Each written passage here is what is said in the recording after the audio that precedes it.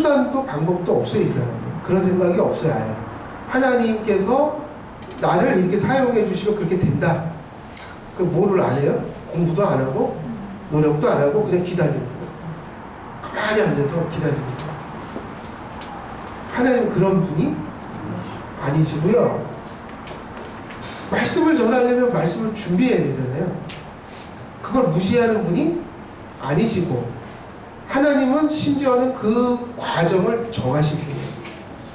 어떤 사람에게 말씀을 전하는 종을 만들기 위해서는 말씀을 연구하고 배우는 뼈저린 그 오랜 각고의 시간을 수단으로 삼아서 그를 목사나 신학자나 말씀 전하는 자로 만드시는 거죠. 그러니까 우리는 보통 뭐만 강조해요? 결론만. 하나님이 목적하신 작정의 목적. 근데 뭐는 무시할 때가 많아요? 수단과 과정도 하나님이 정하셨다는 건 생각지 않아요. 그래서 그 과정과 수단이 하나님이 정하신 방법이라는 걸 인식하는 사람은요, 그 힘든 과정을 몹시 즐거운 마음으로 해요. 마치 야곱이 라헬을 얻으려고 그 삼촌한테 속았죠. 레아를 들여보냈잖아요. 그리고 몇 년을 또 일했어요? 7년을 또 일했잖아요. 근데 7년이 수일처럼 지나갔다. 하나님 섭리를 믿는 사람들만이 그 과정을 사실은 기쁨으로 감당할 수가 있어요.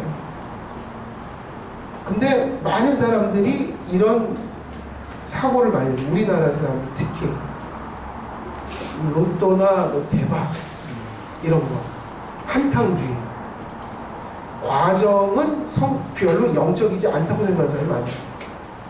그리고 꼭 뭐 어떤 사람은 기도원 가고 한 방에 뭐를 하려는 사람들, 그냥 거기서 뭐 한 방 딱 맞으면 내가 막 성자가 되고 뭐 우리 교회가 부흥이 되고, 말도 안 되는 소리 하지 마시라고. 섭리를 부정하는 행위예요.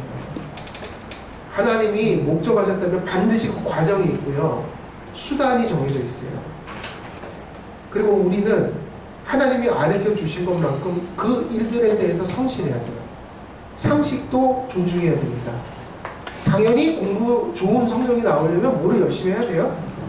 이건 하나님이 정하신, 아까 말씀드렸죠. 협력이라는 건 하나님이 만들어 놓은 원리를 벗어나지 않고, 그걸 벗어날 때 기적이라는 말을 하지만 비상섭리, 기적은 자주 있는 일이 아니에요. 그래서 기적이에요. 그리고 기적이 자꾸 일어나면 세상은 건강할 수가 없어요. 이해되세요? 하나님의 자연 원리는 기적과 동일한 거예요.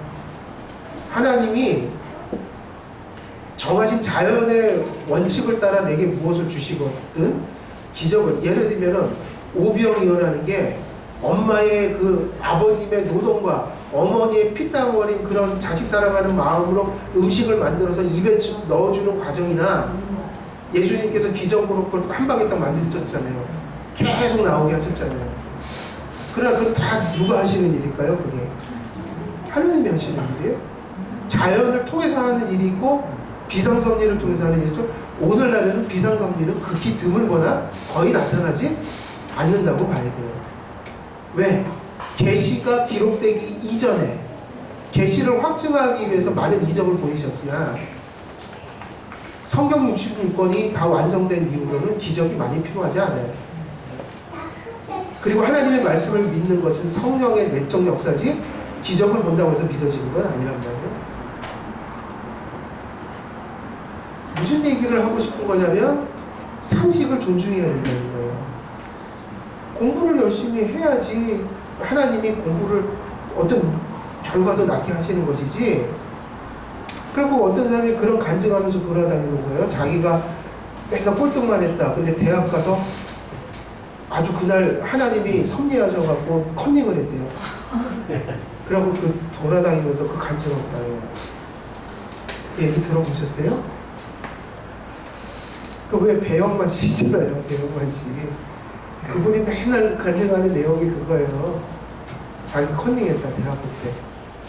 근데 그걸 축복으로 알더라고요. 죄악으로 생각을 안 하고.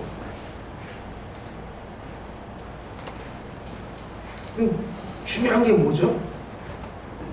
섭리. 하나님이 목적도 골도 정하셨지만 뭐도 정하셨어요? 과정과 수단도 섭리하세요. 그 얘기는 결국 하나님의 섭리와 우리의 책임은 분리되지 않는다. 우리가 열심히 해야 돼요. 뭐든지. 그게 교회 일이든 직장 일이든 하나님의 어떤 목적이 이루어지기 위해서는 성실하다는 것은 빠져서는 안 되죠. 성실의 덕목은 몹시 중요해요. 성실해도 안 될 수 있어요, 없어요? 있죠. 하나님 뜻이라고 생각해야죠.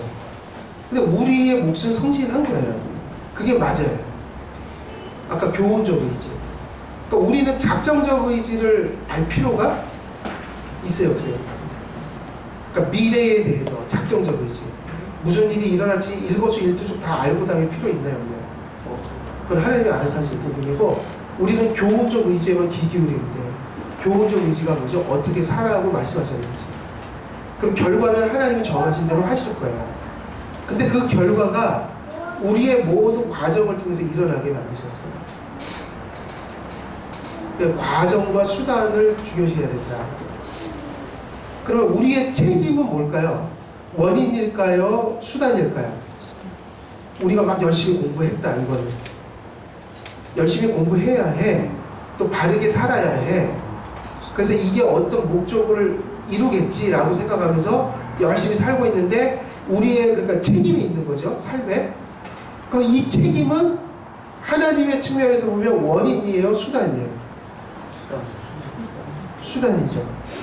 우리가 열심히 해서 이루어졌다고 말하면 안 되고, 우리의 열심 속에 역사하셔서 누가 이루셨다?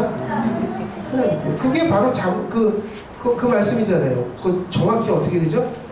우리가 모든 일을 계획할지라도 그 발걸음을 인도하시는 이는 누구시다? 하나님이시다. 근데 우리가 계획할 필요는 있어요, 없어요? 인생을. 계획한다는 것은 생각하면서 한다는 거 아니겠어요? 무작정 운명에 맡기고 사는 게 아니라 내가 해야 될 것도 하고, 뭐를 해야 될까? 하나님이 뭘 원하실까? 그리고 그 일들이 이루어지기 위해서 나는 어떤 태도로 하루하루를 생활해야 될까? 그건 책임이죠. 근데 그거는 일의 원인이 아니라 뭐죠? 하나님 편에서 본 수단이에요. 그걸 수단으로 목적을 이루시는 거예요.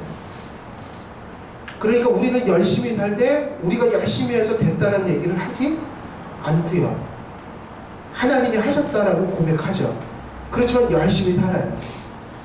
오늘날 한국교회는 책임이 되게 무시되는 사회 속에 살고 있어요. 근데 또 한편으로는 그게 공로화돼 가고 있어요. 또 한쪽에서 공로화시키고 한쪽에서 책임을 회피하고.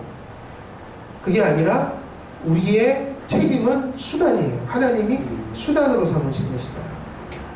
그리고 모든 것의 궁극적인 뜻은 하나님의 섭리에 의해서 이루어진다.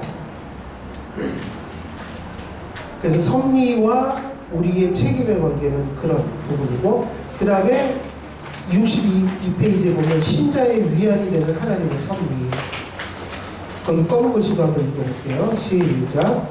그리스도인의 마음은 만사는 하나님의 계획에 의하여 발생되며 무엇 하나 우발적으로 발생하지 않는다고 확신하기 때문에 하나님을 사물의 근본 원인으로 바라보며 2차적인 원인들에 대해서는 적절한 위치에서 주의를 기울이게 된다. 다음으로 하나님의 특별 섭리가 자신을 지켜 보호하시며 따라서 자신에게 선과 구원을 가져다 준다고 판명되는 것 이외에 아무것도 일어나는 것을 허락하지 않는 것을 그리스도인의 마음은 의심하지 않는다. 결국은 하나님의 모든 뜻에 의해서 이루어진다. 이런 부분들 되게 중요하죠. 그 다음에 이제 하나님의 후회라는 건 동용동정적 표현이다. 이건 뭐 잘 아시죠? 하나님 가끔 후회했다는 말을 쓰는데, 그거는 하나님이 실제로 무슨 일을 계획했다가 실패할 수 있느냐? 그럴 수 없죠. 어떤 죄에 대한 경각시, 그런 의미에서 그들이 이렇게 사람 지은 것을, 죄를 짓는 걸 보시고 하나님 사람 지으신 걸 후회하셨다. 그건 죄의 심각성을 말하기 위해서 표현이지, 하나님이 뭐 그걸 모르셔갖고 나는 이렇게 생각했는데 이렇게 되고 이런 얘기는 아니죠. 그래서 그거는 신인, 동형, 동성론적 비유적 표현이다. 이 얘기를 하고 있는 거고요. 자, 그 다음에 그리고 죄는 무슨 작정이라고 보통 얘기해요? 허용이란 말을 쓴다. 예. 왜냐하면 죄는 하나님이 만드는 게 아니기 때문에. 그러나 죄가 일어나고 역사하는 데 있어서 누가 컨트롤 하실까요? 하나님께서요. 예.